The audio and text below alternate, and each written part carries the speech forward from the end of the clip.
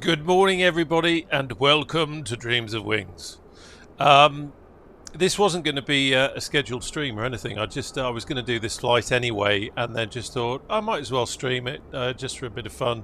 Have a Sunday morning chat. Joel, Liam, Shoestring, Sparky, good morning to you all. I hope you are all very well. Yeah, this is just a chilled out. I need to do some more IFR. Flying and using the ATC and that sort of thing, and as I did in the Comanche using Say Intentions, I'm going to do a bit of a tour, I think, heading off into Europe, and I haven't got a route planned out, but I'm just going to see kind of where it goes. And this almost is the first bit. I need to position the Aerostar at Sunborough, and then from Sunborough at some point I'll end up going over to Norway. So this is the kind of first part of it anyway. I will show you using the power of technology. See if this works. There we go. So very simple route. We've got no SIDS or stars on this one, which is a bit of a shame, but that's the way it goes. Flying up to Bombay and then all the way up here, and then we will come into Sunborough here. Interesting thing is Sunborough at the moment it's saying that we're going to have runway 23.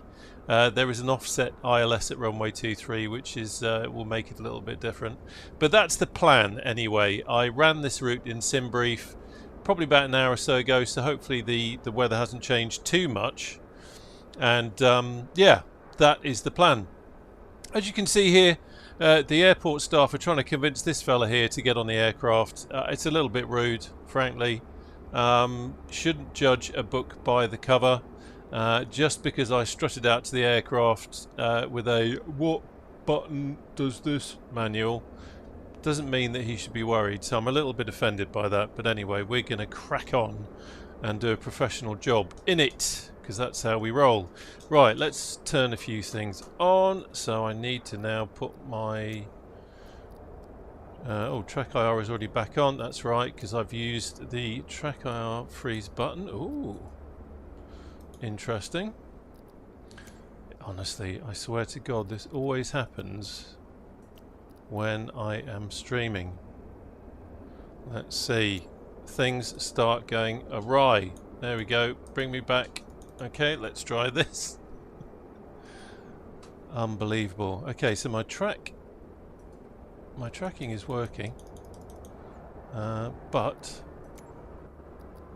do you know what? You can test things.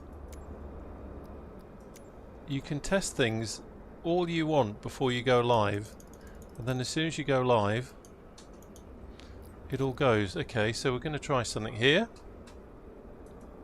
Let's restart that and see if this works. All part of the fun. Hans, how you doing, Sandman? Good to see you. Aces, no problem at all, mate. No problem at all. There we go. Sometimes you just got to restart. The old off and on thing.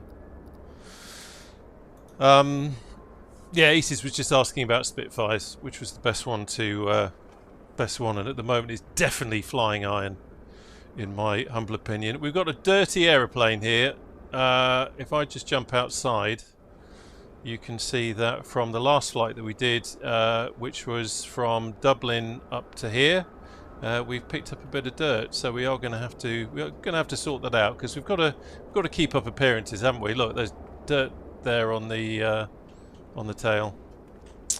Honestly, what kind of outfit is this? Right, oh, while I'm out there, let's very quickly come here. Get the step ladder. Take you off. Thank you. So we're going to do a quick walk around before we get the ATC plugged in and all that sort of thing. We'll do a quick walk around. See, we've left Accu-Sim is persistent state, so you can see the pitot heat was left on last time. Whichever pilot that was is doing a very shoddy job. Not me, of course. Right, so let's have a quick check of the... let's just check that the... There we go, parking brake is on. Going to have a quick look at the lights and see that that's all working. Yeah, we've got nav, we've got strobe. Quick look under here. Yeah, rotating beacon is... I love the way the lights are modelled in this. And you can see on the top there, you see the way it's just rocking around. is that kind of detail and finesse. I tried to say detail and finesse at the same time. Then, Rob, no matter how much you practice, it's never going to work, mate. You cannot say detail and finesse at the same time. It's impossible. There we go. So that's all good. Right, let's jump back in. Try and do it this way. Get closer. Yeah, it's not going to work. Let's do it this way. Okay, so let's have all the lights off before we burn the battery, because that would be very silly. Okay, so that's all good. Let's jump outside. Oh, no, let's jump back in. We'll have the battery back on. And I must remember this time to, or next time rather, to actually lower the flaps before I turn the battery off. Okay, that'll do. Battery off. Right, let's have a quick jump outside. We'll do a quick walk around. Oh yeah, I wanted to do that, didn't I? Right, let's jump back in. And maintenance. So, we'll wash the plane. Thank you. Clean the bugs, don't want any bugs. We'll do a quick inspection of the airframe. Everything's good there. We'll check engine 1. This is us just checking in with the ground engineer. Yeah, that's all good. So happy with that. Close that. Back we go outside. And here we go. Check the oil if we can get in there. There we go. Get the head in. Oh, there we go. Oil's looking a little bit mucky there, isn't it? Interesting. It's a relatively new aircraft. I say it's looking mucky because I'm kind of comparing it to the Comanche, and that definitely looks a little bit dirty than it was last time. But they have been doing some updates. It's very close to final release. Very close to final release. So who knows? Let's have a quick. Yep, that's all good. I'm jumping around somewhat here. Should really be following the walk around checklist. And I just had a thought. No, that's all good. Just checking we've got no squirrels nesting in there. Right, we'll check fuse tank. Yeah, we've got some in there. Can put that back. One of the things they've done actually, this is a whoa, wrong one. This is a beta version, and they've smoothed some of the animations. So let's have a glug. Now this is one of those things that I've never, you know, you always get comments on videos and things, especially an aircraft like this which is so detailed. And one of the things I get comments most about is this part of the process, either because people comment about how you end up chucking the fuel on the ground, we assume because of the sounds that we hear, but also people saying you don't need to fill the flask up because of course the water settles on the top. And that's an interesting point. I mean, A2A have modelled it so you can fill the whole thing. So that is exactly what I'm going to do, but it's an interesting point. There we go. Right, line it up.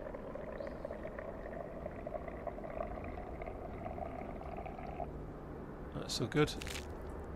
Lovely sound. Because yeah, physics says the water will sit on the top. Right, stand up. Let's have a quick look in here, make sure that no one's smuggling any shortbread. Quick look round the back.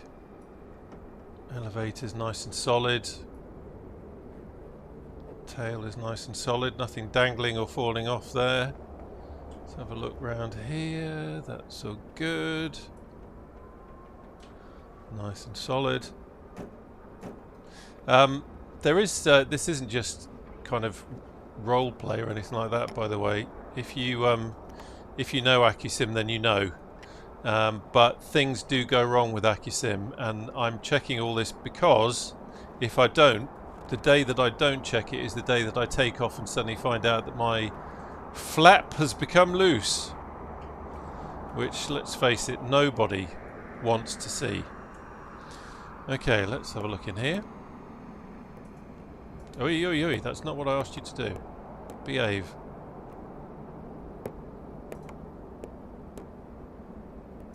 There we go.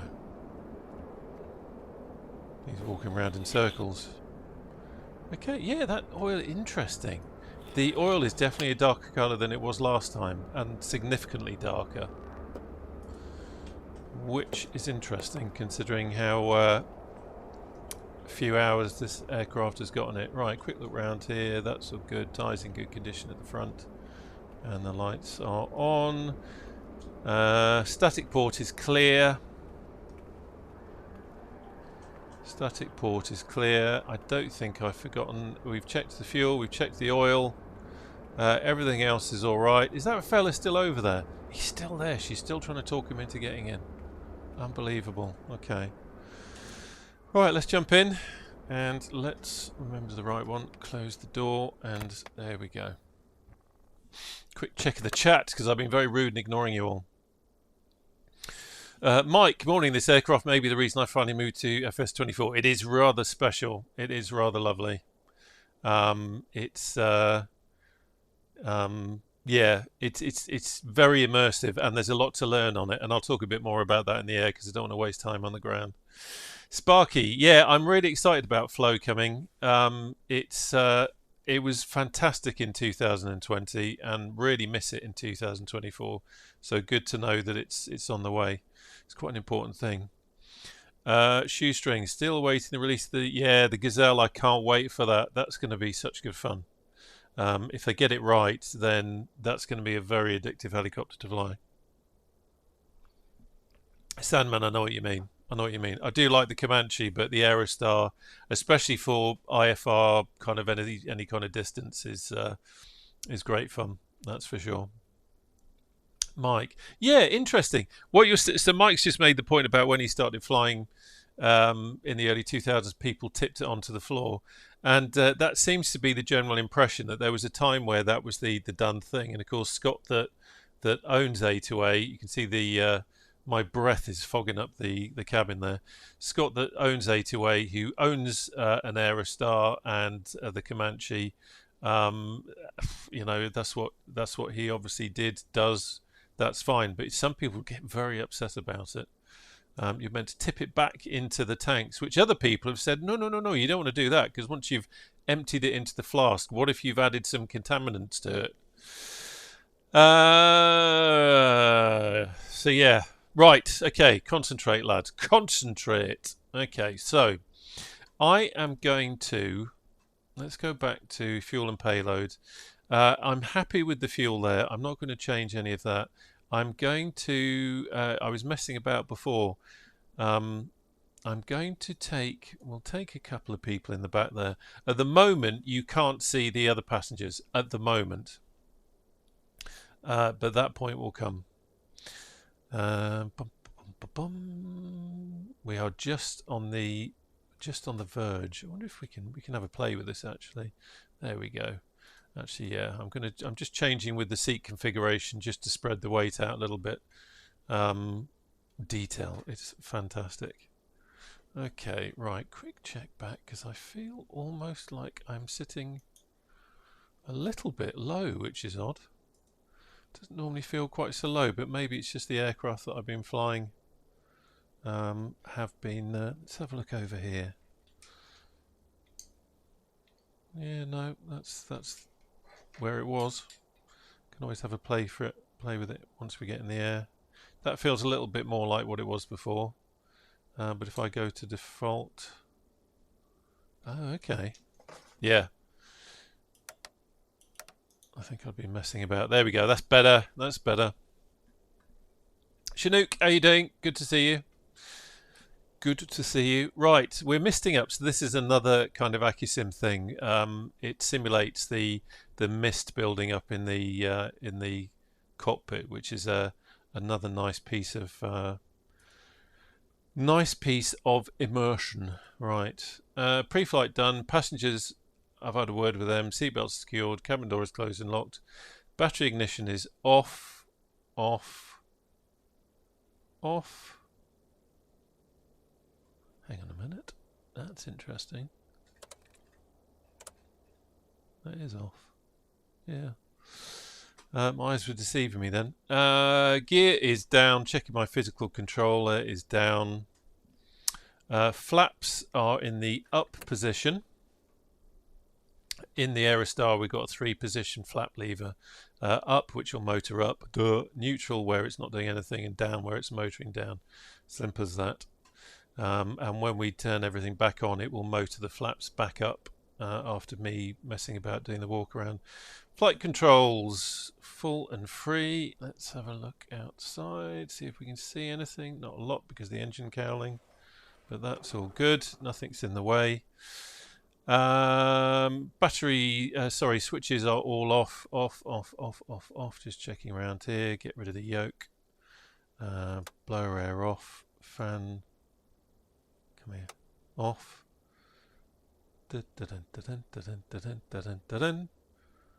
All brilliant. Okay. Right, now we can have battery on. By the way, if at any point you can't hear the sim, or you can't hear me talking because the volume levels are off, give me a shout. I say this every time I seem to stream. I guess it's because I'm using helicopters 1 minute, fixed wing the next. Sometimes the engines can drown out the voice, which sometimes is a good thing, and vice versa. So do give me a shout if it gets a bit much either way. Right, battery on. Gear lock lights are green. Elevator and rudder trim is neutral. Let's just, yep, that's all good. That's just down there. Hydraulic shut-off is open. There we go. That's all good. Fuel check. Quick look up here. That's what we're expecting to see. So that's all good. Low fuel warning is off. Circuit breakers are in. Circuit breakers are now modelled. There we go. That's all good. And altimeter and clock set. So we'll do the altimeter once we get the shout from ATC. Something that I did before, which really was a hell of a rookie mistake, was that I hadn't, once we'd started everything, I hadn't aligned this. I've got it in DG slave at the moment, which means that the aircraft will do it itself. I had got this in the off position, which means that you have to manually do it. That was on the last flight, the video that I made. It wasn't a live stream, but it was the last flight. Right, let's fire some bits and pieces up. So prop, we're going to do the right engine first, and actually I'm going to, no I'm not, because I'm going to need to look around. Prop fully forward, wrong engine. Prop fully forward, mixture idle cut off, throttle cracked. There we go. Battery is on. Low fuel warning is out. We've done all that. Fuel selectors, cycle and listen. Oh, wrong way. Isn't that lovely? Isn't that lovely? I love these little sounds, little detail, little bits of immersion. Okay. Right fuel boost. Right, I'm going to talk through this and then do it because I need to concentrate. And it just serves to remind myself. Right fuel boost is going to go on. Then we're going to right mixture to full. We're going to check over here.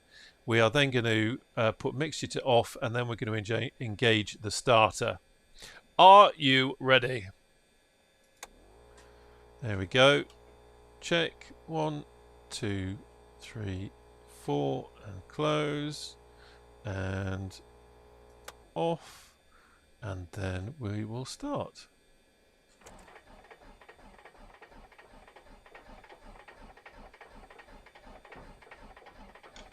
Come on, sweetheart. There we go. And mixture to rich. Wow.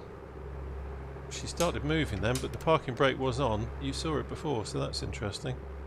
Okay, let's just concentrate on a few things. So we need to bring RPM back to 1000. I'm going to lean the engine as well, so that we don't foul it and we can have the right alternator on. There we go. That took a bit of starting, didn't it? Right, where is... Let's get the... See if we can clear this window a little bit. Right, just check over there, check down here. Flaps are now showing as retracted. I'm going to put the flaps back to neutral. Okay, so we're going to do the same for the right engine now. I'm just going to quickly check something because I think I should have kept the fuel boost on. I don't know why I switched it off. We do that once the engine has started. I kind of felt that as I did it. I thought I'm doing the wrong thing there. Okay, so crack the throttle, prop fully forward, fuel is idle cut off. We have that on, we have that on, fuel boost on. 1, 2, 3, 4. I'm going to leave that on this time.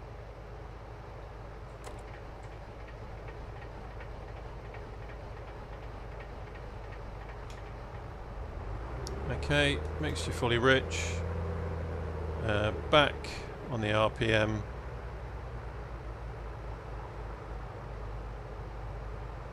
There we go, that's all good, and we can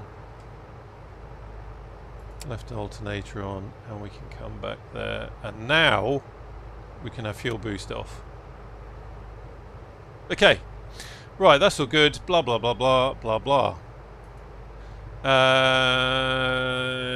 we're not going to do that quite yet, but what we are going to do now is switch a few things on. So we'll have Avionics Master, Autopilot Master. It doesn't mean that we're suddenly going to go flinging onto Autopilot. Have that on as well. That's all good. That's all good. Quick check of that. That's where it should be. What I am going to do now is quickly look down here. I see that's already done it, so that's already connected up. Blummin' marvellous, isn't it? Technology. I promise you in the chat, by the way, I will catch up once we've TOS system test. Okay. Once we've got going. I just want to get us in the air, really. Right. What the hell? Where are we going? EGPB, isn't it? Right. Let's have a look. EGPB. There we go. So that's all good. Activate it. There's no SIDS or stars, so I don't need to add any procedures. Our first waypoint is Bombay. Okay, so that's all good. That's all good. Now, I can quick check there. Yeah, we'll come back to you in a bit. So there is no ATIS at Inverness. There's no ATIS, so I'm going to use Navigraph charts to check that. Let's have a quick look at the volts. Yeah, volts are good. Everything else is fine. Come out of that. I am going to go to fuel payload. I'm going to update the digital engine monitor. There we go. I am going to at some point. I ignore this box and I shouldn't do. I am at some point going to learn it because I used it a bit in the Comanche, but it's there and it's there for a reason and I should use it. Right, let's have a quick check. Yeah, crossfill has worked in the TDS GTN XI, so that's all good. Happy with that.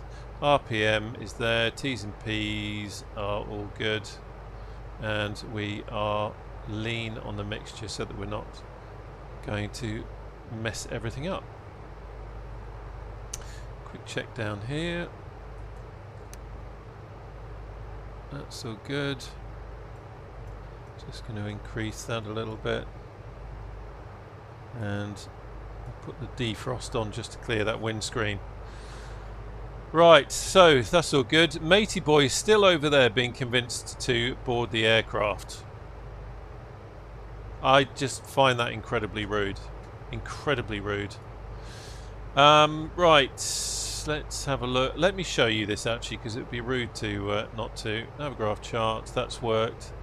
Okay, so let's have a quick look at weather. So what have we got? Well, I mean, we can see the weather's not too bad actually. It's certainly blooming awful down this way. Yeah, that's not too bad at all really. I'm going to plumb in 1020 on the alt. So that's all good to go. Brilliant. Okay. Happy with that? Right, quick catch up with the chat again. Wow, there's a lot in there. Kevin, how you doing? Thinking about getting this December dates. Do they help you with your tutorials to get the planes going so you remember all the switches? Yes. There are. I've not done them, but there are a series of there are a series of tutorials where you can learn to fly in the sim, so it's quite good. There's a lot in there. Ben, oh, Ben's come along for a laugh. Yes, Ben, there's going to be mistakes. I should say this is one of those channels where I don't come onto this to show you all what to do. I come on it because I'm just sharing my fascination of it. But there are some people who love to pick up mistakes and point out their own incredible knowledge of aviation and flying and all that sort of thing. So you sometimes see comments coming along on that. But yeah, I am going to make mistakes, but it's all part of the fun. Thank you. How are A2A add-ons compared to Black Square? Yeah, Sandman's kind of right. I think Black Square has certainly brought out a lot of good add-ons, and I think they're both kind of doing the same thing. I've used A2A for years now in FSX and P3D, so I have a you know, quite a fondness for them for that reason. Let's have nav on, beacon on, everything else is fine, that's okay. Cabin fan on, gonna put pitot heat on now as well. Trooper duper, paratrooper. Now it's interesting, that mist is not moving, is it? Not moving. I'm going to whack that on a little bit higher. Fan is on high, so no reason why that shouldn't be working as far as I'm aware. That's all good. Okay, so first things first. Let's go to BeyondATC and let's see what's our first. So tower is 122.6. 122.6, and I'm going to remember this time. Okay, so I'm on ramp 2. I'm just using the map on BeyondATC to see which ramp I'm on. It's quite a handy little feature. Right, just in case he gives me anything useful, which he will do because that's the whole point of calling him up. Let me just hang on a minute before I break your neck. Moving around everywhere. There we go. Where's my paper? I had all this ready. Find a pen that works. There we go.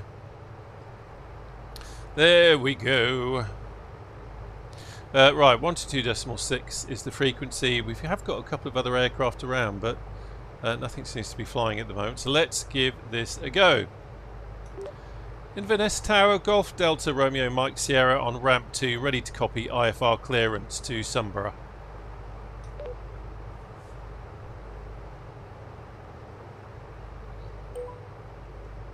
Golf Delta Romeo Mike Sierra, Inverness Tower, expect runway 23.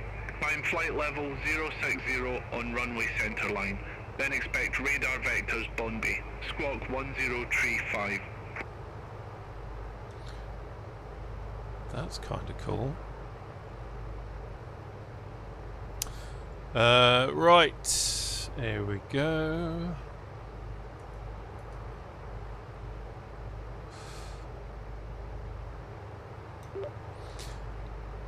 Runway 23, climb to flight level 060 on departure. Expect radar vectors to Bombay, squawk 1035, Golf Mike Sierra. 035. Golf Delta Romeo Mike Sierra, read back correct. Call me back when ready for starter taxi. Wilco Golf Mike Sierra. I love the regional accent thing. It's so clever. Very clever. Very clever indeed. Right.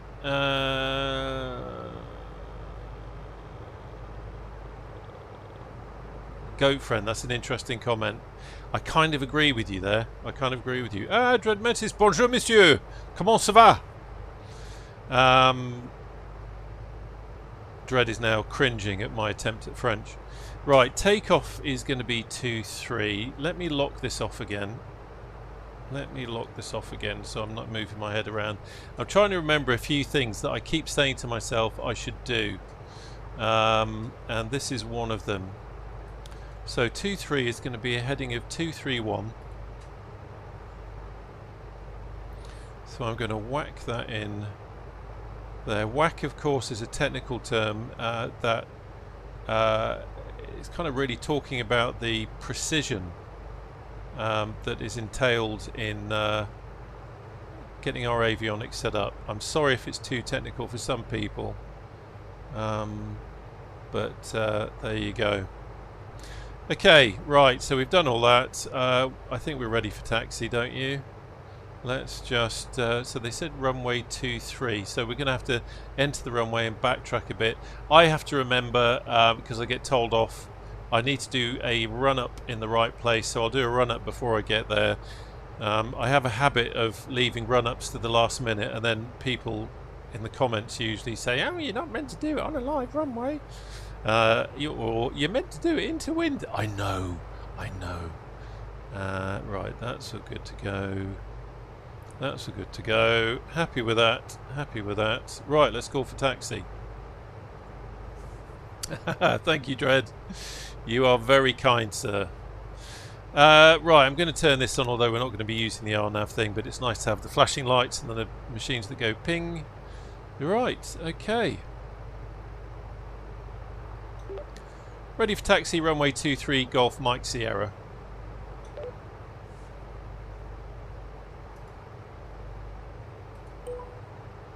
Golf Delta, Romeo, Mike Sierra, runway 2, tree taxi via Alpha, Echo. Hold short runway 11. Okay, let's have a look. Runway 23, taxi via Alpha Echo, hold short runway 11, Golf Mike Sierra. Now, let's have a wee look. So we're going Alpha, Echo, and then we've got to hold short here. That's good. I get that. I can understand you. Bum bum bum bum bum. Oh, we did do the warm up, so that's all good. And then the run up, as I say, we're going to do close to the time. Might do the run up actually when we're holding short there. That would be a good thing, wouldn't it? Okay, right. Let's have a quick. I've moved my collective lever. My collective lever is not going to help me at all on this flight. I keep forgetting. There we go. Right, and remember, Rob, you are steering using the bleeding switches, not your rudders. So let's turn the plane, please. I am going to have to use a bit of differential brake just to get us around this tight corner. And you mate are just asking for trouble. There we go. Remember, I've got a switch. There we go. I told you. Okay. Good night. I have actually set up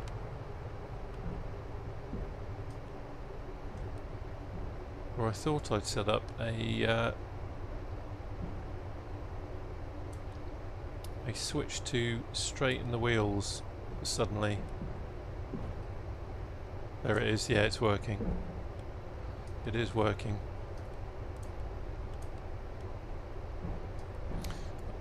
It is kind of cool how this BeyondATC, if you use it with the, I can never pronounce, FLTSL or whatever it is, you get these regional airlines. So it's great to see Loganair depicted here. Now, this lot, get out the way. Aircraft have got, look at this. What, we're going to play chicken? Yeah, you, move. On y va. Unbelievable. Unbelievable. Okay. We're going to pretend you don't exist. And you.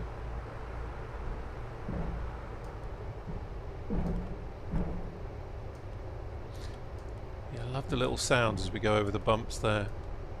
Right, coming up to the holding point here. Now, can I... No, I'm going to do...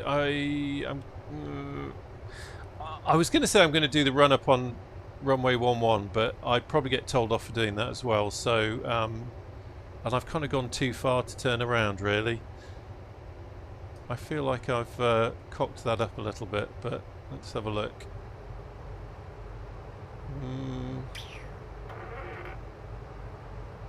No, I'm going to do it on 11. Okay, let's see what happens. Holding short, runway 11, Golf Mike Sierra.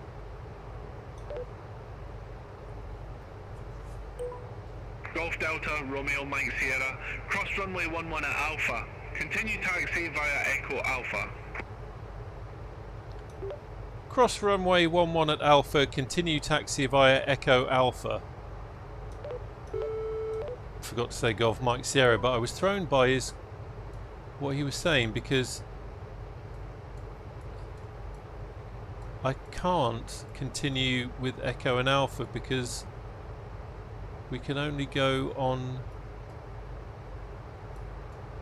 I mean, that's a road there, so I can only carry on the runway.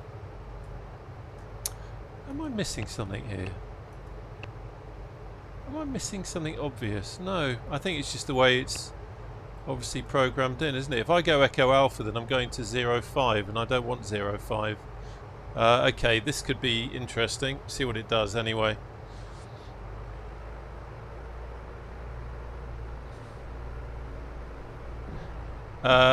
Astro, sorry, I've just quickly... I haven't seen everything that everyone has said, but I've just quickly seen what you said. Yes, I'm using the Andrew Bennett preset. So I'm going to do the run up here. And pointers into wind. Ish. There we go, that'll do. Okay, brake on.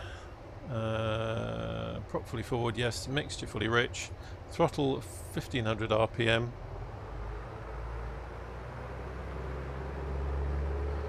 Engine instruments check. We have fuel flow. Our T's and P's are good.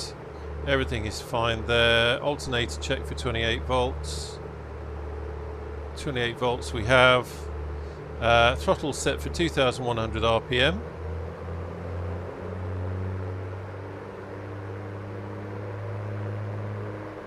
There we go. We're going to cycle props.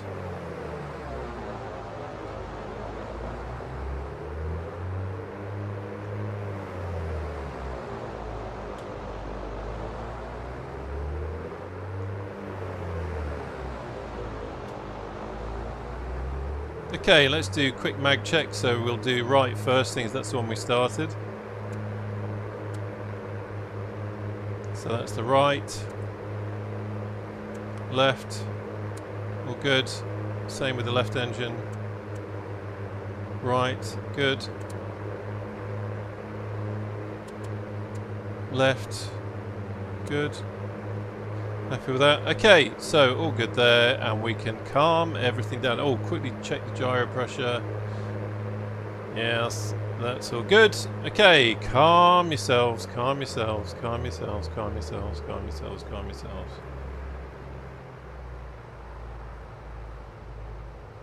There we go. All good. Okay, gonna have a quick read of the before takeoff. Cabin door closing locked. Yes. Controls free. Let's bring the thing up again. Yeah, that's all good. Oh, blimey! My yoke just detached itself from my desk. Stand by. Engineering. Report to the cockpit, please. What have you done? There we go. Okay, let's get rid of that. Fuel selectors are both on. Boost pumps are going on. Instruments check. Everything's good. Yeah, that's all aligned up nicely. We set the QNH before. Radios we have set. I've got that pumped in there. Flaps we're not going to use. Trim is all good to go. And pitot heat as desired. Pitot heat we've got on, and that's all good to go. So I'm going to put the strobes on and the landing lights at this point, and happy with that. Okay, Get rid of you. Get rid of you. So yeah, I'm interested to see what ATC does now, because it's not going to be. It's obviously seeing different. Remember, you're steering with the switch, you absolute Burke. It's seeing different taxiways than we've actually got in the sim, which sometimes happens.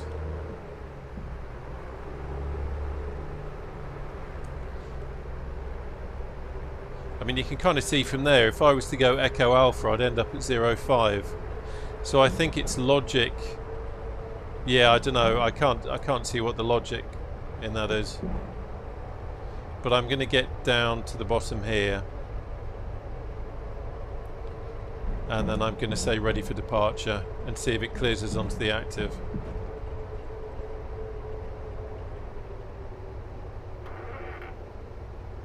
See what happens.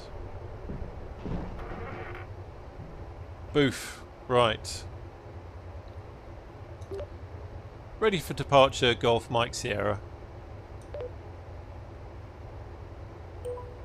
Golf Delta, Romeo Mike Sierra, backtrack runway 23, call when ready for departure. I love it. The logic worked. The logic worked. Backtrack runway 23 and we'll call ready for departure, Golf Mike Sierra. I kind of feel like I shouldn't have said call ready for departure. Well, no, it means a correct readback, isn't it? I know with ATC you're not meant to say anything that can be misconstrued.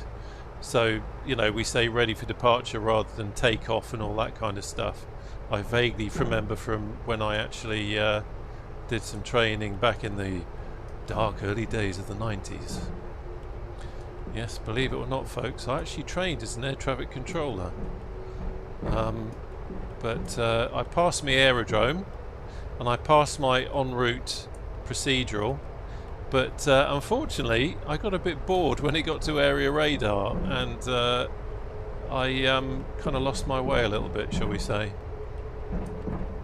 I'd always wanted to work at an airport, you know, work in the tower and work approach, and I got streamed onto area, and I did not really fancy the idea of doing area control.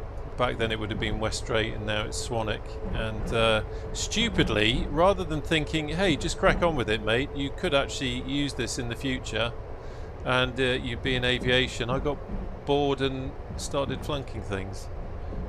And if I could go back in time and have a stern word with myself, I would. Okay, let's turn it round, and I am going to use differential braking here. Okay, let's straighten up. So we are very much ready for departure now because we're sitting at the end of the runway. Let's just do that. Okay. Ready for departure, Golf Mike Sierra.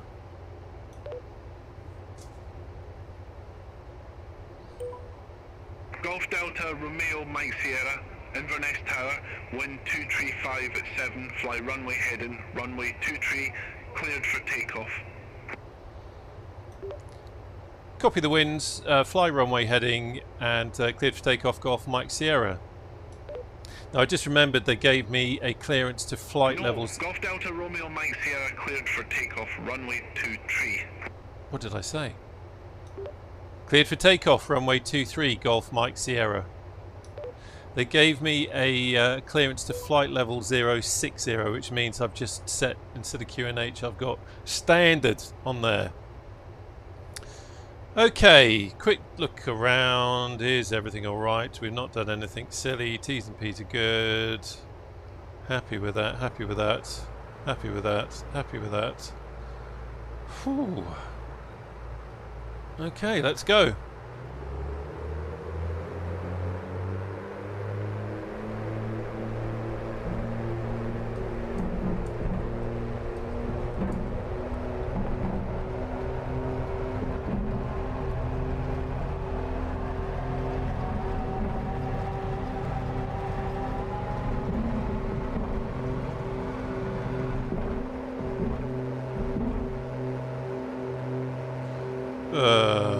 Good way to climb. Gear up. rather splendid out there today, isn't it? Shut up and concentrate on flying, you Burke.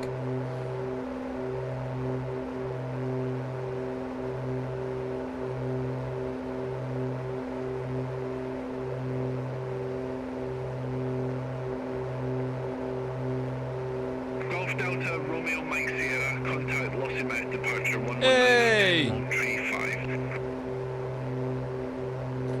Contact Lossiemouth departure on 119.35. Those that know that when I normally stream, I'm streaming 202 Squadron out of Lossiemouth, so that's quite nice. I wonder if they'll recognise my voice. Lossiemouth departure, Golf Delta Romeo Mike Sierra, climbing to flight level 060.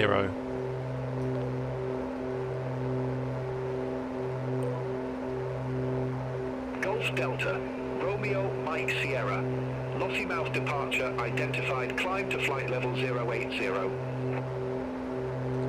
Climb to flight level 080, Golf Mike Sierra. Just realised we're not squawking. Golf Delta, Romeo Mike Sierra, turn right, heading 350. Right heading 350, Golf Mike Sierra.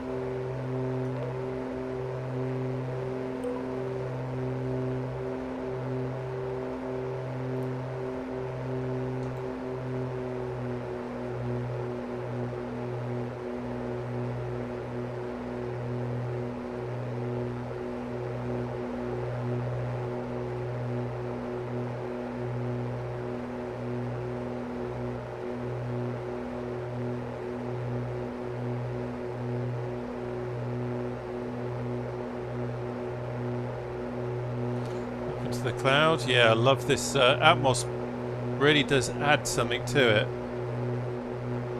It's incredibly realistic. Inverness down there. Right, just keep flying the plane, you plonker. Honestly, it's getting so wrapped up with the looking out the window. You kind of want a pilot to actually do some flying, don't you, rather than just looking out the window.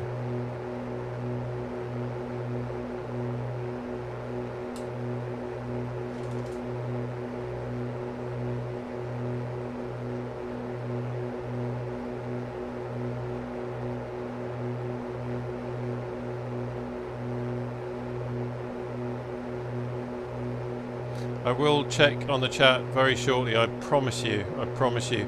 I'm going to manually fly it until we get to the route, and then when he says "oh nav," I can stick it onto Golf autopilot. Delta, Romeo Mike Sierra, contact Scottish Control 119.875. Contact Scottish Control 119.875, Golf Mike Sierra. What did we say? 119.875. 9.875. Speedbird 7 Zulu, can you tell me your fuel state? We got loads! Speedbird 7 Zulu, Sorry. we have 3 hours of fuel remaining. Roger, thanks for that. Keep us posted if there are any changes. Scottish Control, Golf Delta Romeo Mike Sierra, climb to flight level 080 on a heading of 350.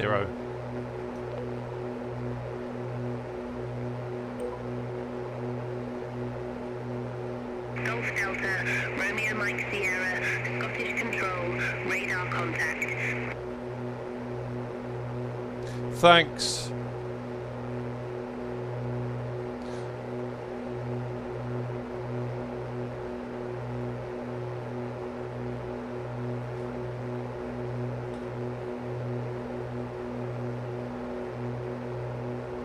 Golf Delta, Romeo Mike Sierra, clear direct Bombay. Resume and navigation. Clear direct Bombay, Golf Mike Sierra.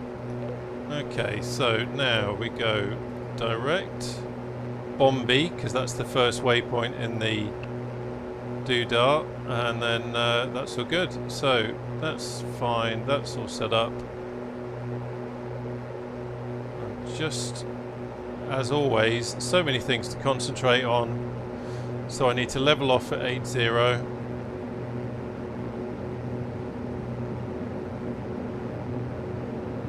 That's level off at 80, Rob. Sort it out, boy. Sort it out. Come on, let's have some trim.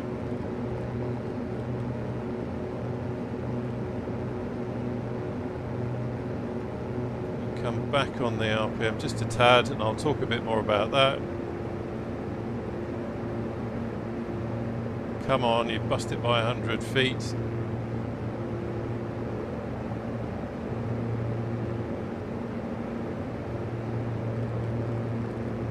Trim, trim, trim. Trim is your friend. Okay, now let's go alt heading on. Quick check, GPSS is in. That's all good to go. That's all set up. So as long as we've got GPSS and we are on heading mode, not nav mode, it will follow the magenta line. Quick check over here, that's all good, that's fine. Let's bring up the checklist. After takeoff, wheels are up, gears up, flaps are up, we've done that. Climb, fuel pump off, so we should have done that a little bit earlier, but we can have the fuel pumps off now. That's another little thing to remember. 24 and 24 is fine. And trim, blah blah blah, blah blah blah. Cruise, power is set, mixture set as desired. We can now lean our engines. With the Aerostar, you don't lean in the climb. I leaned in the climb in a video, and a real-world Aerostar pilot told me off and said in the Aerostar, because this is all tightly packed up in there, you don't lean in the climb because things get too hot.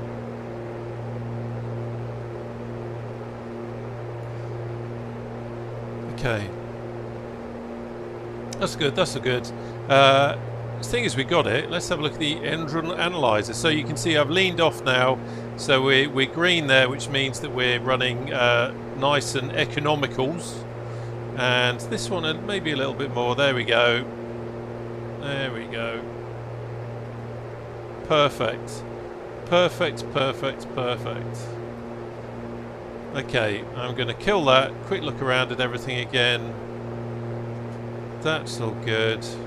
We're on the way to Bombay. We are a few hundred feet above that. So what I'm going to do now is I'm going to put us onto attitude. So it's going to hold the attitude. I'm now going to press the attitude release button on my yoke. And I'm just going to point the nose down a little bit, and we're just going to make a slight adjustment. When I release it, it will hold it. And then at just the right time, I'm going to set Alt.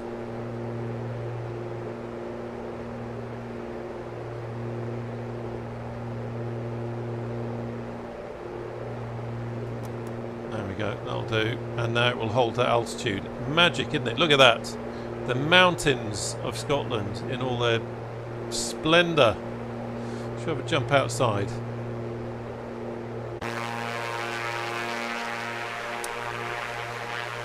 Beautiful.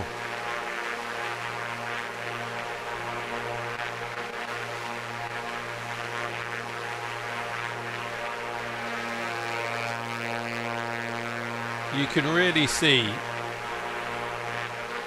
the jet DNA that's in this aircraft. Right, I'm going to lock off the head tracking, and then I can finally look at the chat. There we go. Right, let's have a look at the chat. Oh, blimey. I do apologise. I've got a lot to catch up on. Right, that's what we got to. We're talking about A2A. Not using Atmos. Yeah, we answered about that. I was thinking that the focus is still very much on basics, missing, not working. Oh, okay. Dread, I kind of think I know what you mean, certainly with default, but I think now that the likes of A2A are bringing out their own bits and pieces, it's really it's really improving, I think.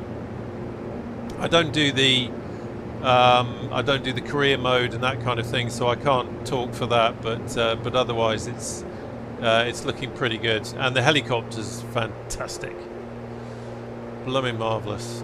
Angel, how you doing? Fogahiti, hi from Tahiti. Let's just hold that thought a moment.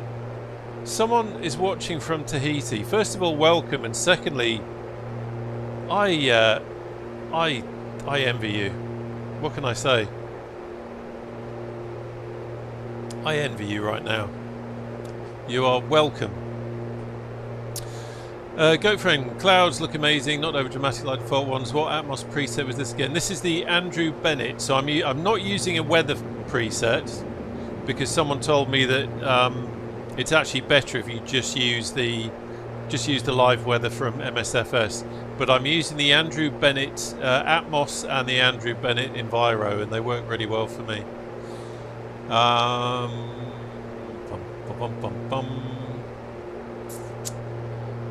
Astro Liam, good bit of doodah in there. Listen, like I said, I don't want to get too technical. If anyone doesn't understand that element of it, then let me know. But sometimes, you know, you can doodah too much on flights and people kind of lose track of what you're talking about. Binky, hello, good to see you, mate. Good to see you. Dread, do you know if the Aerostar has ice boots or not? Wings would suggest yes, Pit suggests no. It doesn't. It's got prop de-icing, but it's got no boots on the wings. But who knows? I mean, A2A have said in the early access it's going to get to a certain level where it's considered full release, but then after that they've got plans to keep doing things. So who knows? They might do something. Mike's already answered that. Thank you, Mike. And that is us all caught up on the chat. And a nice little advert from Streamlabs there for the Discord. Yes, we have a Discord if you want to come along and say hello. A really great bunch of people in there.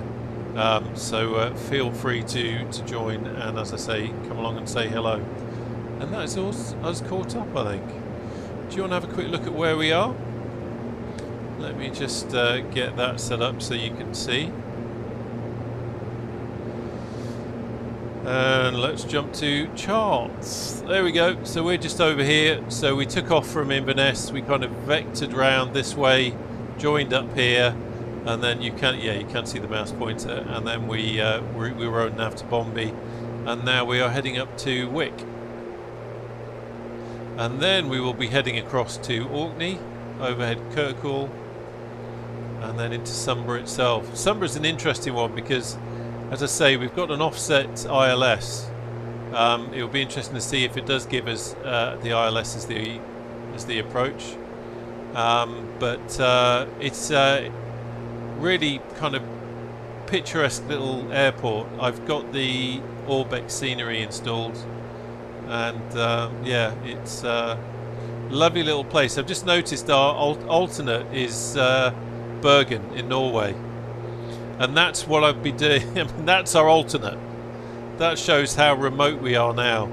But what I will be doing at some point is we'll fly from Sumbra over to Bergen, and then from there, who knows? The world is your oyster. But I'm just going to do a tour around using the ATC, doing IFR, using live weather, and who knows where it'll end up. But it's quite an interesting little exercise.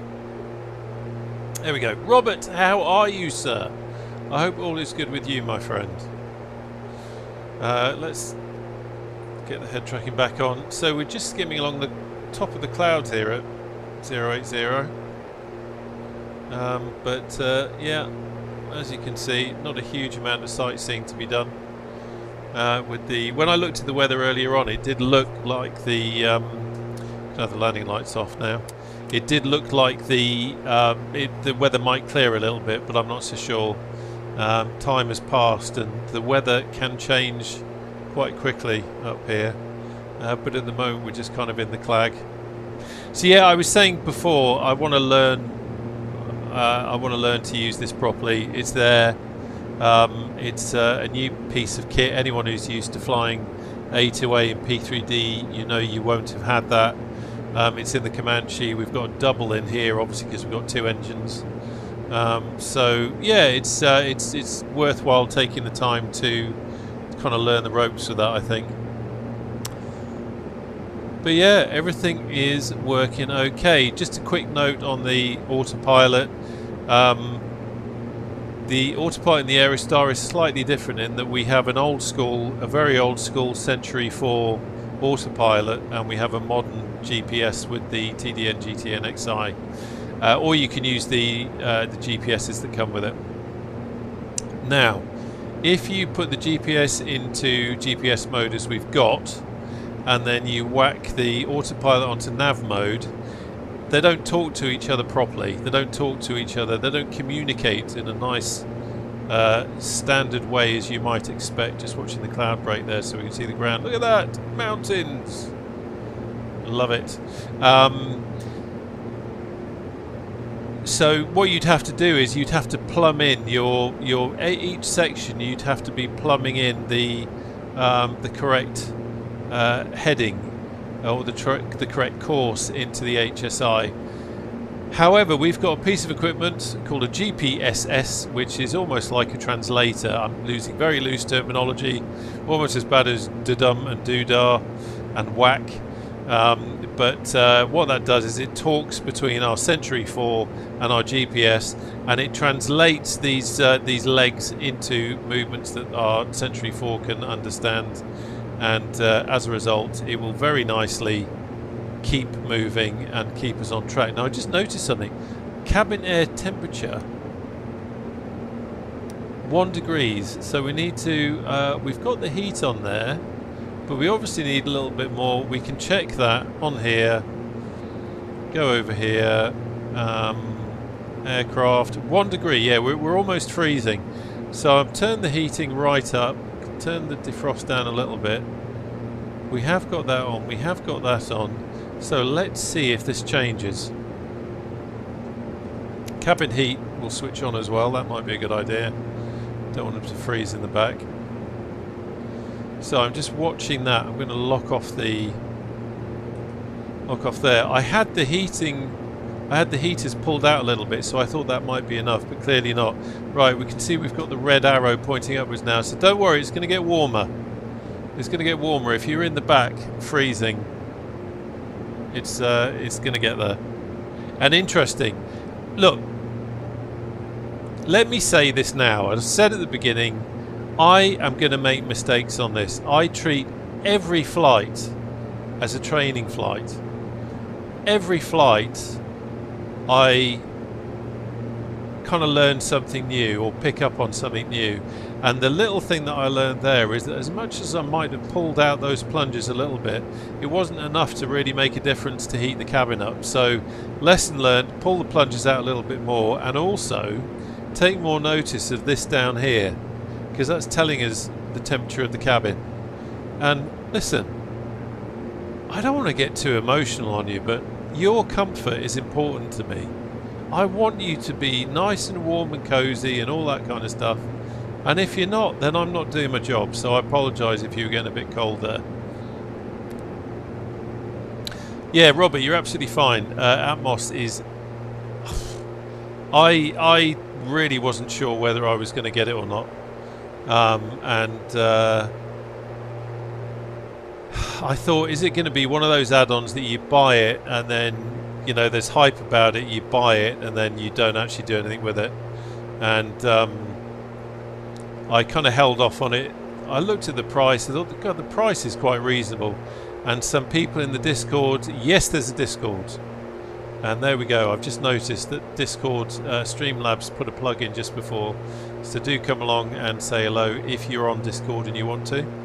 A couple of people on the Discord were talking about it, and I thought, you know what the hell, I'm going to go buy it. And when I first loaded into it, I was sitting on the ground in the H145, actually at RAF Lossiemouth, and I played with some sliders, and I thought, wow, this is really not doing a great deal. But I, you know, realised and was sensible enough to realise that it's probably because I didn't know what I was doing with it. So I downloaded the Andrew Bennett presets which appear as a you know, what do they call them, like most popular ones, and that made a heck of a difference. And I started flying with it, and straight away I get it. It just makes everything look that much more realistic. So I'm glad I did it. As I say, I bought it. I haven't been given it by REX. I'm not trying to plug it on their behalf or anything like that. I'm just genuinely saying to you, as someone who shelled out his hard-earned on it, it's worth it, in my humble opinion. Easy 401 Tango. Contact Lossiemouth approach 119.35. I forgot she was there. Nice to see. Lossiemouth approach 119.35. Easy 401 Tango. Nice to see Lossie getting a feature. I used to live at Lossie many years ago in the 80s. I will I try not to say that every time, because people who follow the channel get bored stiff, but that's why I have such an affinity to Lossie. Astro, it definitely makes a difference. Does Atmos? It does, with the huge discount for previous owners. Yeah, I didn't have it. I didn't have it before. I didn't think I needed it, so I never bothered with it before. But so it's a whole new thing to me. Yes, Astro, absolutely right. Andrew Bennett is very clever. I wouldn't have had a clue where to start with it, but he's done a great job with this preset. It looks really good. Mike, I had a similar ATC journey at Bournemouth, facing my area control. Spectacularly hard work, but loved it. Oh, did you? Ah, that's interesting. That's interesting. Oh, it's really nice to speak to someone who had the same thing, so you get it. I don't know about your course, Mike, but on mine, I think most people, you know, wanted to stream onto approach, and back then it was it was all down to scores. The people who had scored the most on their exams were the ones that got kind of got the posting, as it were, that they wanted. And I when I was younger, and maybe I'm still the same way, when I was younger I always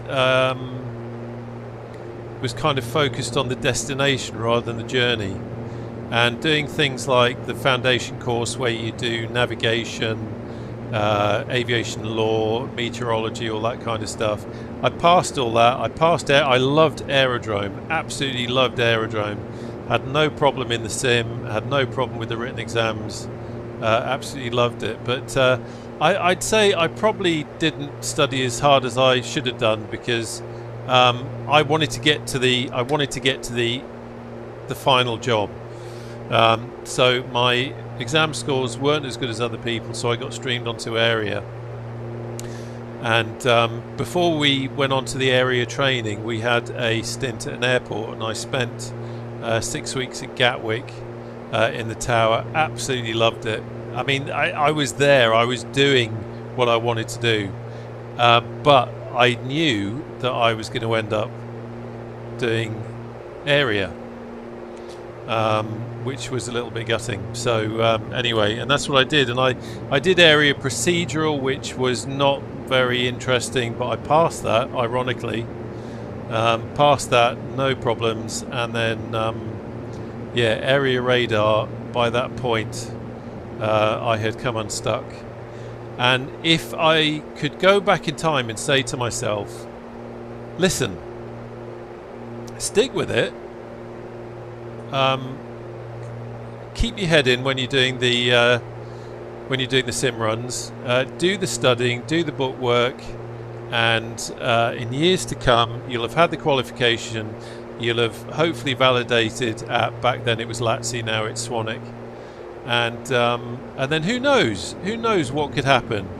You're in the aviation world, you can get the pilot's license in your own time. Back then they gave you 15 hours free, which is what I had. Didn't carry on with it, but you know, potentially could have done once I got the money to do it. But instead of thinking that, I was like, I just got bored. Consequently, didn't do very well, and I didn't get a recourse because I clearly hadn't put the effort in. And quite rightly, the CAA, because back then NATS was owned by the CAA, the CAA said, right, you are off. And that was me having to figure out my career again.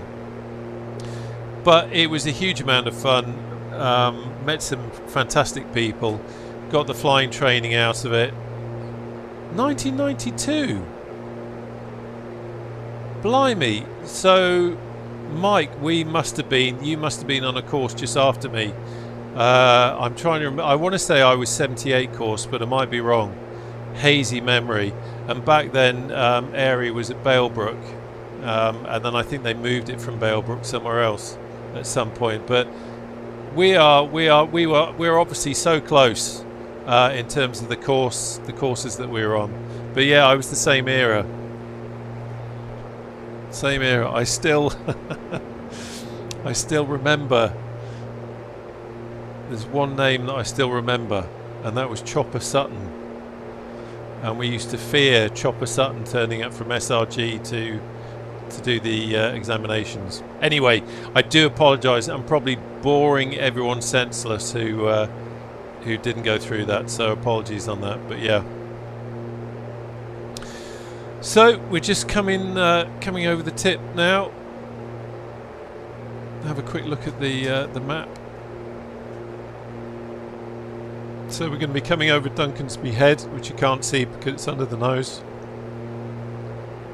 John O'Groats just down there. Quick check of T's and P's. Everything's good. Happy with that. Got no issues. What's the temperature? 27 degrees. So now we've got a bit too much. It's getting a bit too hot. In the words of the poet, it's getting hot in here. I'm not going to take off all my clothes. It is getting so hot in here. Bit of poetry for you there. So I've just turned that down a bit, and we'll keep an eye on that down there. Don't want it to get so hot. Yeah, sorry, David. I started waffling on a bit then, but it was knowing that Mike had been through the same thing. It's not often that you meet someone that's done the same thing.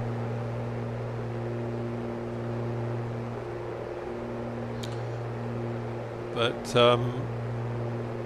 yeah, it's something I've always regretted, that, if I'm honest.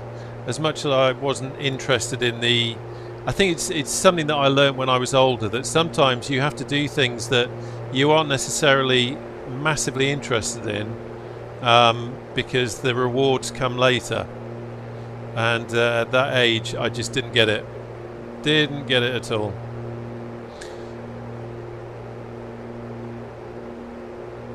So, anyone who is young watching this,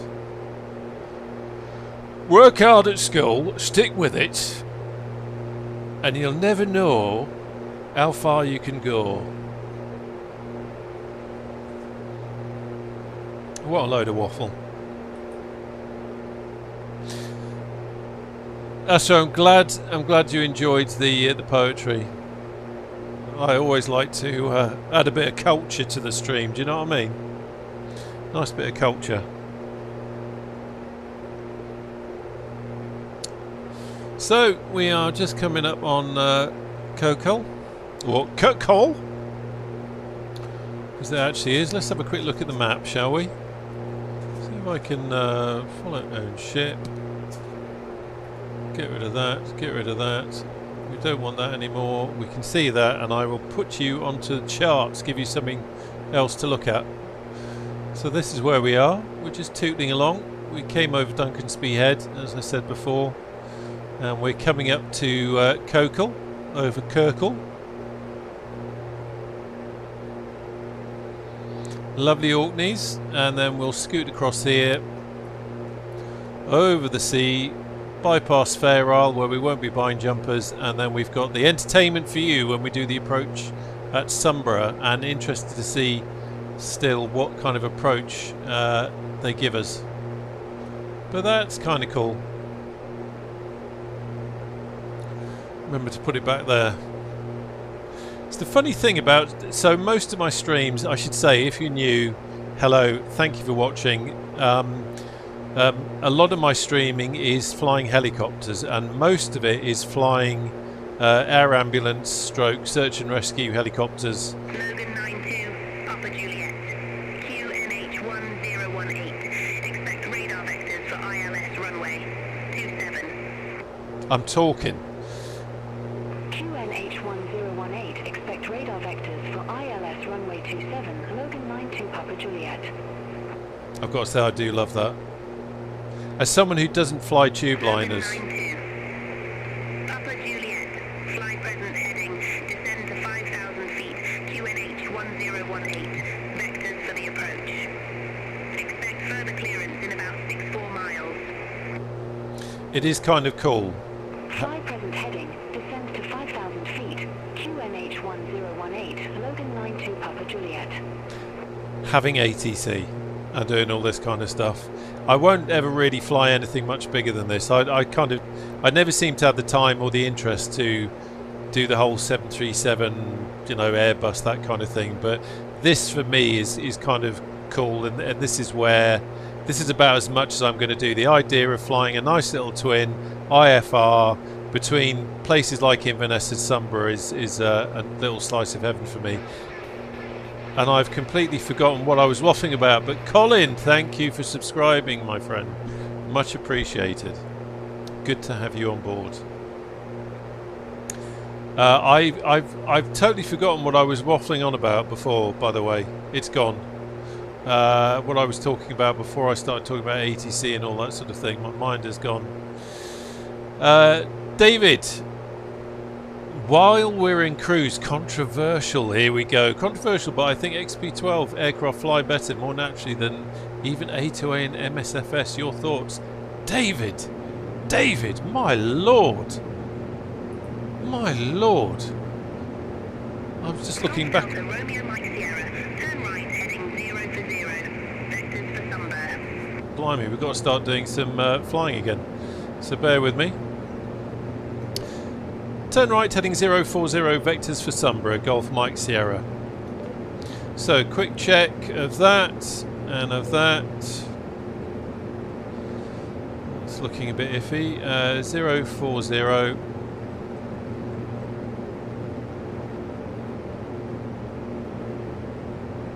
And we're going to go into heading. There we go. Sorry, David. Yeah, I don't know because I don't use X-Plane. But if anyone in the chat uses it, I'd be interested to know what you think. I had X-Plane. I think it was X-Plane 11, but I've never really done anything with it. So I'm certainly not qualified to discuss its merits, shall we say.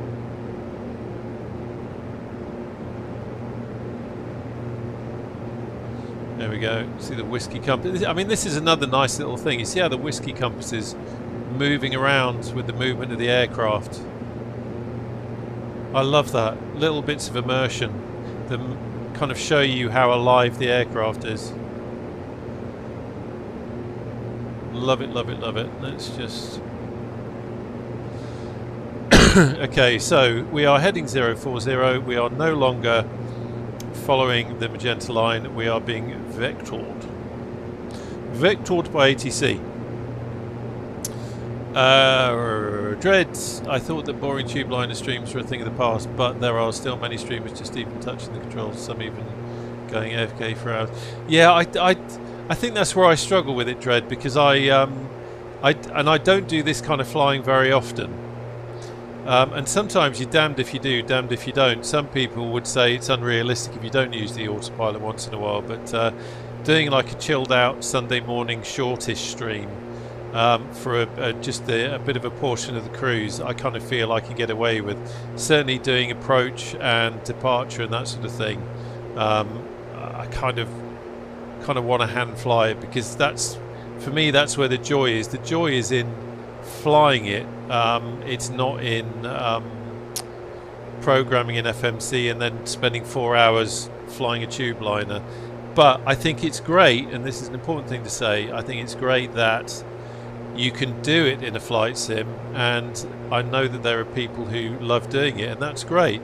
I think one of the things about flight sim that is pretty blooming amazing is that you can do so many different things. I can fly search and rescue in a helicopter if I want to. I can do this kind of thing if I want to. I can fly VFR in a little single if I want to. I can fly a tube liner for 10 hours if I want to. It's really just whatever, whatever, in the words of Roxy Music. No,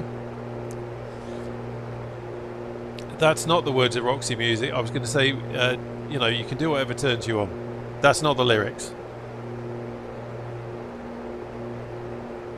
Yeah, David, people have said that about helis in X-Plane. The reason why I haven't got it is because I've invested so much money in MSFS that the thought of starting again in another sim, I kind of, yeah, it doesn't appeal to me. But people keep saying, oh, X-Plane's amazing and it's so realistic and you've got to try it. And you know, maybe one day I will. Astro, I'm enjoying flying the H145 at the minute. Oh, thank you, thank you. Yeah, the H145, it's an interesting thing. Another gulp of tea. Whereas I don't like, I love steam gauges. This for me is a great combo. I've got the modern GPS with the GTN XI, and I've got steam gauges. Helicopters, I love that glass cockpit in the H145 for the missions that you're flying, and for the type of helicopters. It works really well. But I'm not at all interested in like a Garmin 1000. The other helicopters that have that as an option, not interested. I would always fly steam gauges. So like the Taugs Hanger 500 is just beautiful with the steam gauges. Same with the Huey. So much atmosphere, so much character. But the H145 is incredibly addictive. Incredibly addictive.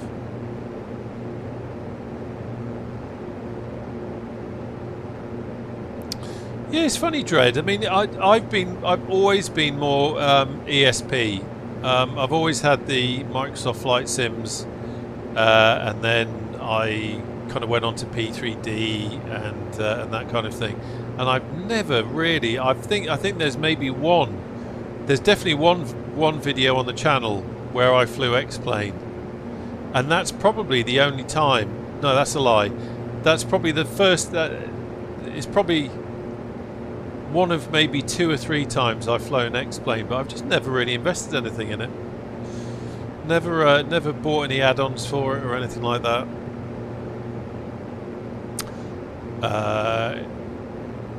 Do we know if anyone's developing an S92? I haven't got a clue. Do not know. What's the one that Cowan Sim has brought out? That's one of the big Sikorskis, isn't it? But I can't remember which one. I haven't got it.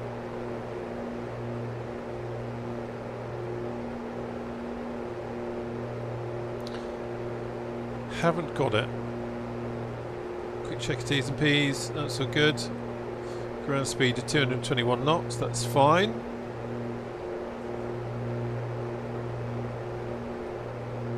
The other thing that the Real World Aerostar pilot mentioned on a previous video was I was using incorrect settings. I would just like to point out, because when he flew it, they Delta, Romeo, Mike Sierra, Scottish Control, expect radar vectors. expect radar vectors, Golf Mike Sierra. Yeah, he flew 24 manifold pressure and RPM.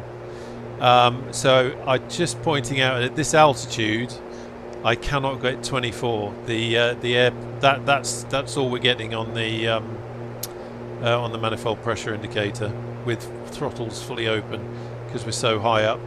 This is the unpressurized version of the Aerostar.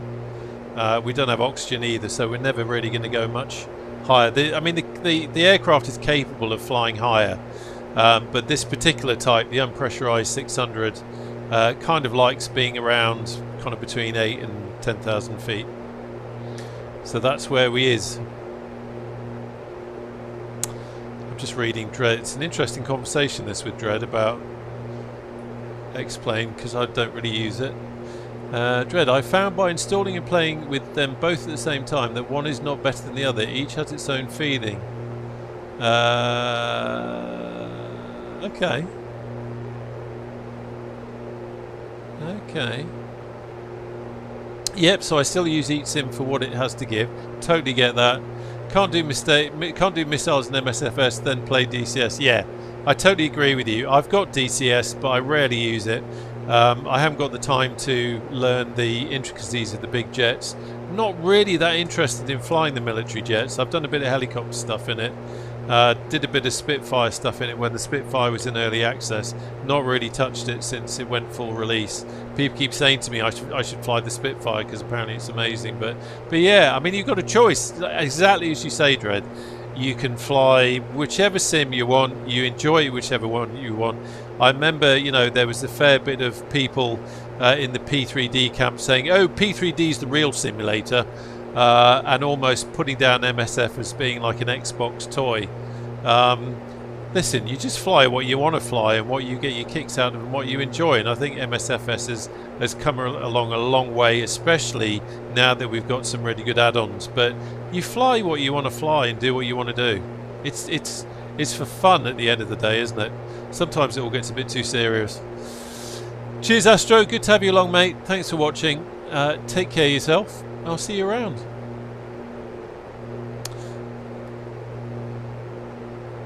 So I'm just reading Dread. Yeah, do you know what? I do wonder, maybe I should have a look at it just for helicopters. Maybe. I'll have to have a look. I don't really want to spend out on another simulator just to experiment, but you know, maybe one of these Sunday mornings where I'm really bored, I might just drop some cash on X-Plane to see what it's like. Okay, so just so you can see where we are. Now this is interesting, actually. Is it really interesting, Rob? Yes, it is. I think it is. Putting you back on the chart, so you can see we're on radar vectors now, but actually, I mean, we're pretty much on the on the original flight plan, had we stuck to it. But they're vectoring us, which is fine, and you'd expect that. There's no star here, so Descend to 3,000 feet. Logan 92 Papa Juliet. I'm glad they are vectoring us, because otherwise it'd be a bit worrying, as we just sailed over the top of Sunborough at flight level 080.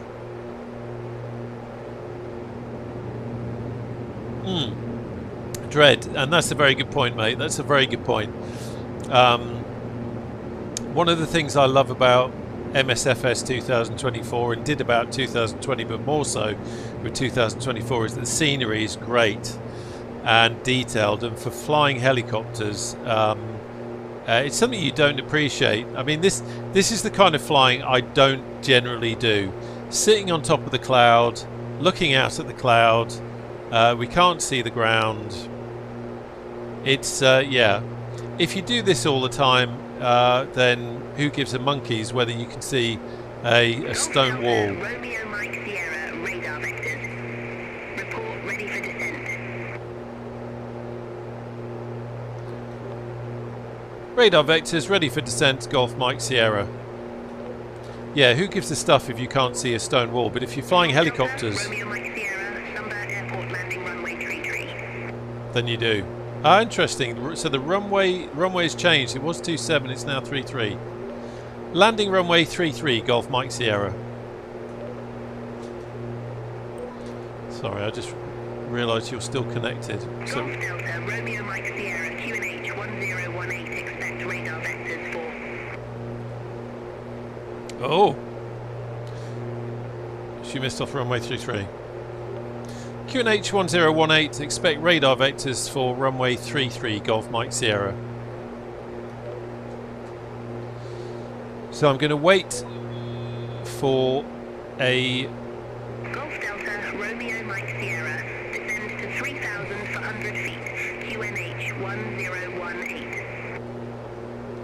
So now we can go to QNH. Descend to 3,400 feet, QNH 1018 Golf Mike Sierra. So now, back on the power. Logan 92, Papa Juliet, descend to 2,100 feet. Descend to 2,100 feet. Logan 92 Papa Juliet. Now we're descending. Let's have that on. Let's bring up the Logan 92 checklist. Papa Juliet, 2 miles from CF27, turn left heading 270, maintain 2,100 feet until established on the final approach course, cleared ILS runway 27. Just going to leave that there as a reminder. Turn left, heading 270, 2,100 So, feet. 3-3. Cleared Let's have a ILS look. runway 27, Logan 92 Papa Juliet. So she's not said ILS runway 33. Logan 92, Papa And I Juliet, think contact that's number because tower there isn't one. 118.25. Have a good day. Over to tower 118.25, Logan 92 Papa Juliet. Yeah, there isn't one. So this is going to be visual, which is absolutely fine. Golf Delta, Romeo Mike Sierra, descend to 3,000 feet, vectors for the approach. Descend to 3,000 feet, vectors for the approach, Golf Mike Sierra. So we're going to 3,000 now.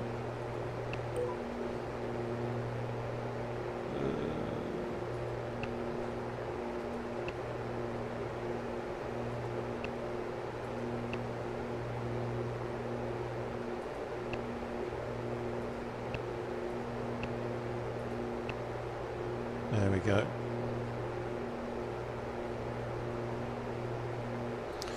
Scottish Control, flex Air 61 Hotel, flight level for 11. We can see the sea. 61 Hotel, Scottish Control identified.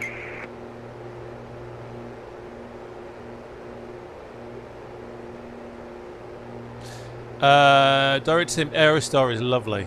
Really enjoying it. Very good. Yeah, Dread, it's interesting. Yeah, about the FAA approval. I think definitely P3D is where it's that for that kind of fidelity. But I don't think it's bad. I mean, the RAF used the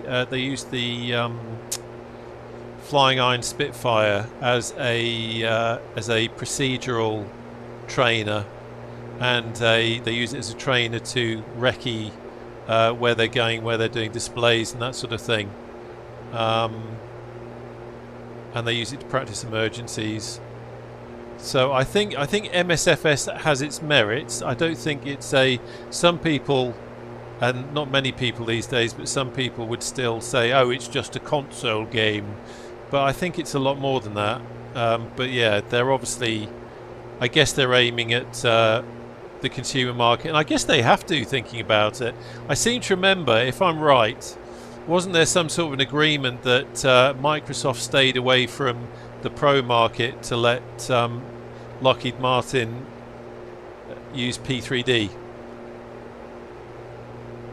for the pro market?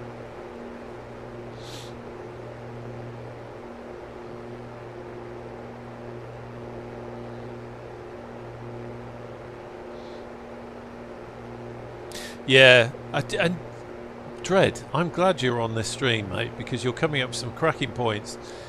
Some people have criticised the fact that A2A haven't produced more aircraft for the sim, but it's worth remembering that A2A makes stuff for the United States Air Force and other government organisations and commercial sims and that sort of thing. So they're playing with the big boys, and but luckily every now and again they find the time to do something for us. And I'm, to be honest, for this kind of accuracy and fidelity, I'm more than happy with that. But that's fine with me. Right, where are we? So I'm going to put the fuel pumps on now. I am going to go mixture fully rich. Just keeping an eye on that. We don't need to do any of those bits yet. Fuel selectors are on, just checking that. That's fine. Okay. And we're coming down to 3,000. So I'm holding down the ATT override switch. So I'm hand flying attitude now. Golf Delta, Romeo Mike Sierra, contact Sunberg Tower, 118.25, bye-bye. Contact Tower 118.25 Golf Mike Sierra, good day. Someone in the comments is already saying, you don't say good day, that's not proper phraseology. Been told off for that before. Sunborough Tower, Golf Delta Romeo Mike Sierra for runway 33. Kind of feel like I should have said what heading I was on. Or maintaining 3,000 feet. Sunborough Tower, wind 320 at 4. Runway 33 cleared to land. Wow, wasn't expecting that. Copy the winds, runway 33 cleared to land, Golf Mike Sierra.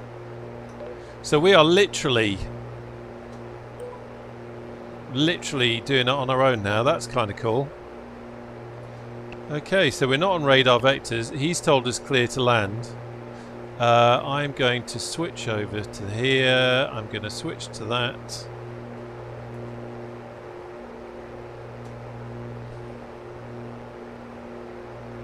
You can see runway 33 is there. The radar vectors were pretty rubbish actually, so I'm now going to take command of the aircraft in a commanding kind of way. We are going to disconnect autopilot. And this is what I love. I'm not necessarily going to get it right, but this is what I love. This is now us actually flying the bleeding aeroplane.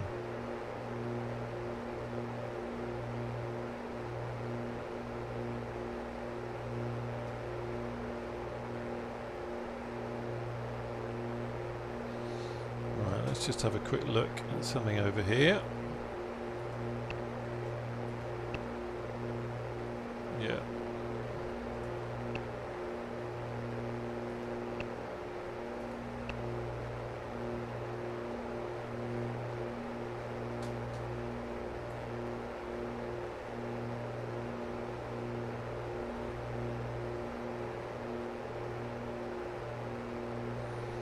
And you'll notice that I start to concentrate a little bit more, which is always a good thing, I think. So there's runway 33. Just double checking that. Yeah, that's runway 33. Interesting that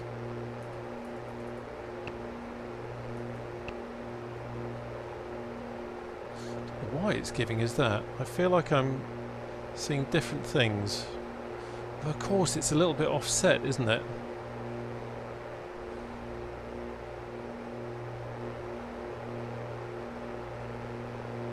It's a little bit offset because the mountain, so I'm going to come around now. It's going back on the power a bit too hard there, so that went off. Feels like we were a little bit too high.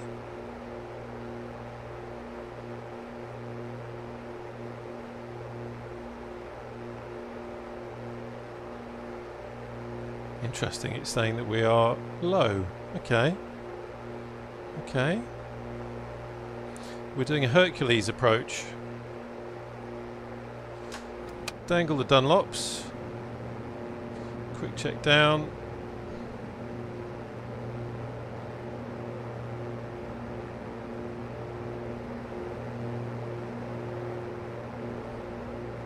Yeah, okay, I kind of see what it's doing now. Let's gently ease it on. We're going to go through the centre line like an idiot.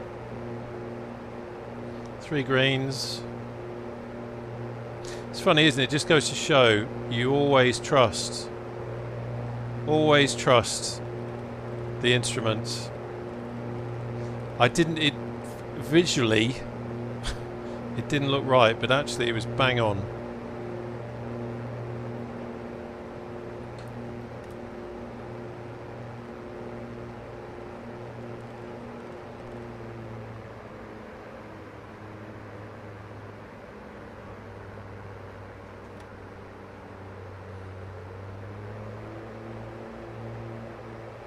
Now we want to clear the top of this ridge line nicely. ILS, or rather the visual approach glide slope key is saying that we're too low, but I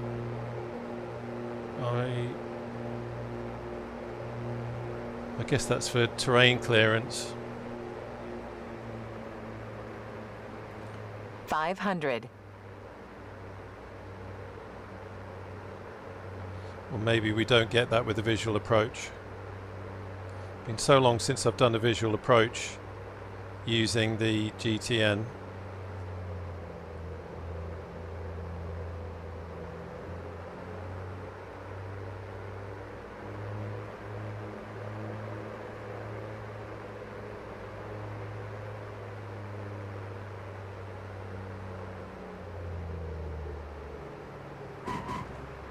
Right, remember Rob, you steer with the bleeding switches.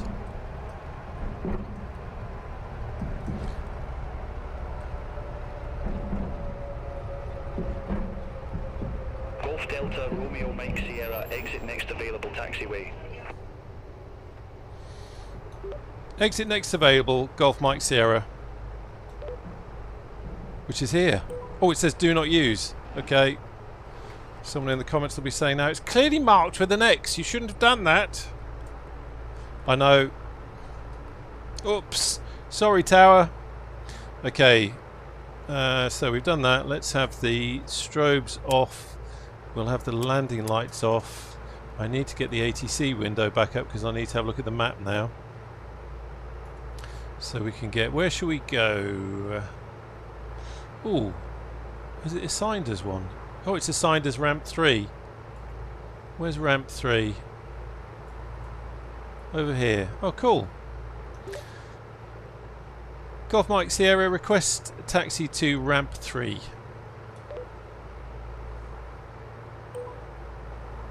Golf Delta, Romeo Mike Sierra. Welcome to Sunburg. Ramp 3 taxi via Whiskey.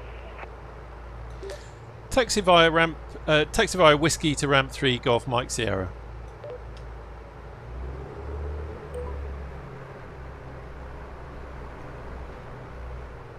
Oh, switch. God, it's C. Again. Totally forgot the switch.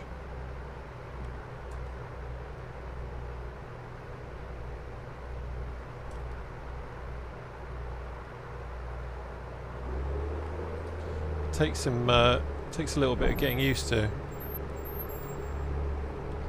But there we are. There we are, lad. Concentrate. Don't get too fast.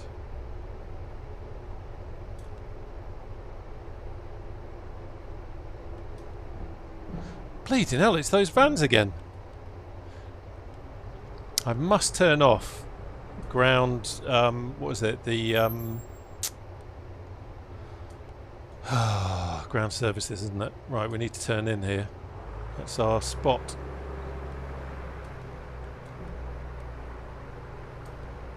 Mind you, I think it might have been in his way. Petetra. Right, parking brakes on.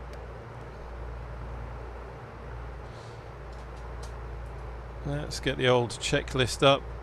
After landing, prop is fully forward, it is. Flaps I've done. Fuel boost pumps can come off. Probably should have done that when we landed.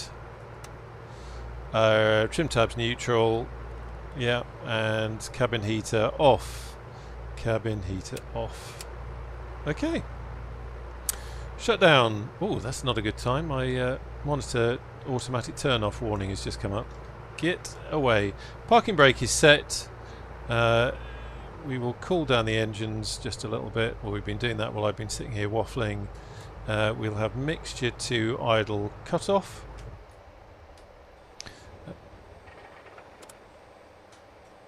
Mags off.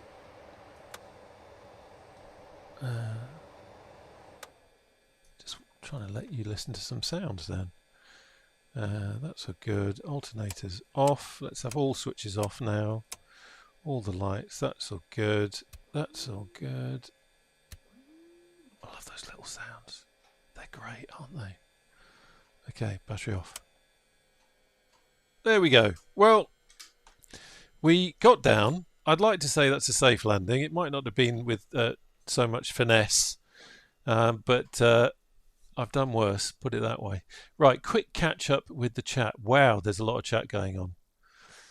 Oh, we're talking about tracking. I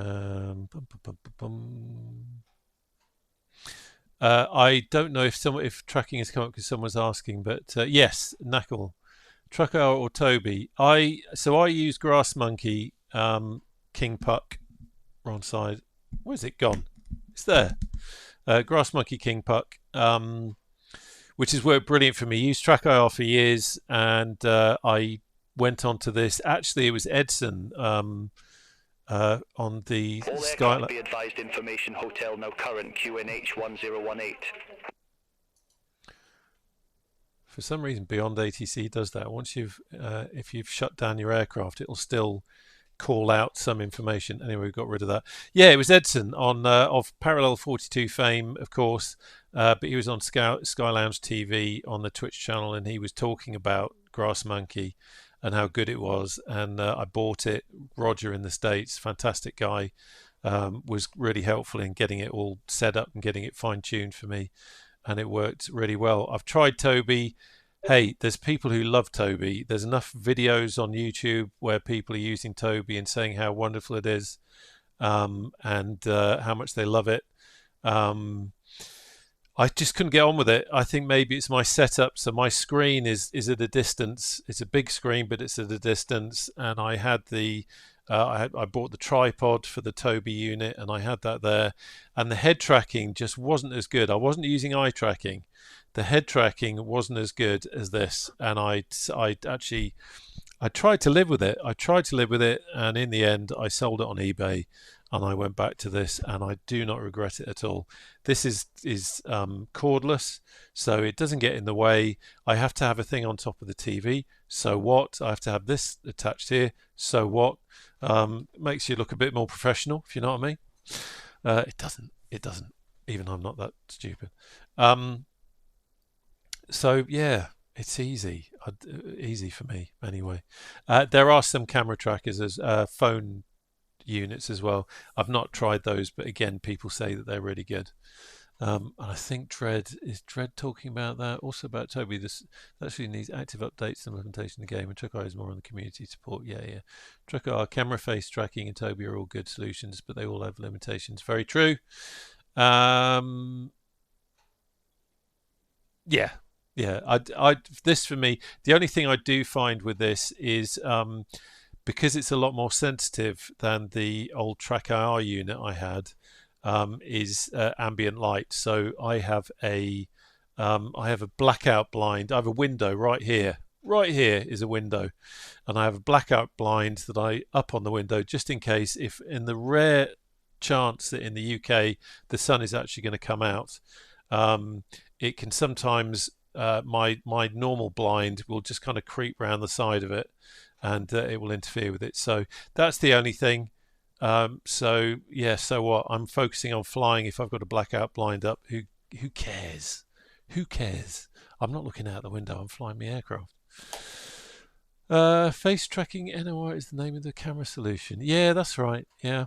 In fact, I think I used with the Toby unit, I'm sure I used a profile or something from them to try and get a better result with it. I might be wrong, but I'm sure I did. But yeah, in the end, it just kind of didn't. It wasn't floating me boat, or as they say in France, I can't remember what the French is for floating. Something ton bateau. Floating. Yeah, can't remember the French for floating, Dread. I am sorry. I feel like I've let you down. Je suis désolé, mon ami. Okay, well, thank you everyone for joining. I hope you have enjoyed the flight. It's nice to have a chilled out Sunday morning IFR flight. We will be doing next weekend almost certainly be back to doing some search and rescue and HEMS work in the H145 using random and anywhere. So if you're into helicopters and search and rescue and air ambulance stuff, then tune in for that. As always, if I know I'm going to do something, I will either schedule it as a stream in YouTube, or I will put something in the Discord. So it's a good chance to say, because I can't remember the last time. Oh, there you go. Streamlabs popped it up in the chat just before. If you're not on the Discord, come along and say hello. Great bunch of people there, a mixture of abilities. Some people are there just for the helicopters, some people are there just for the warbirds or the GA. Some people like everything, and it's, as I say, it's a nice bunch of people. So hope to see you there. But anyway, I've taken up enough of your time on this Sunday morning. I do hope you've enjoyed it, as I say, and I look forward to seeing you on the channel again very soon. Take care now. Bye-bye.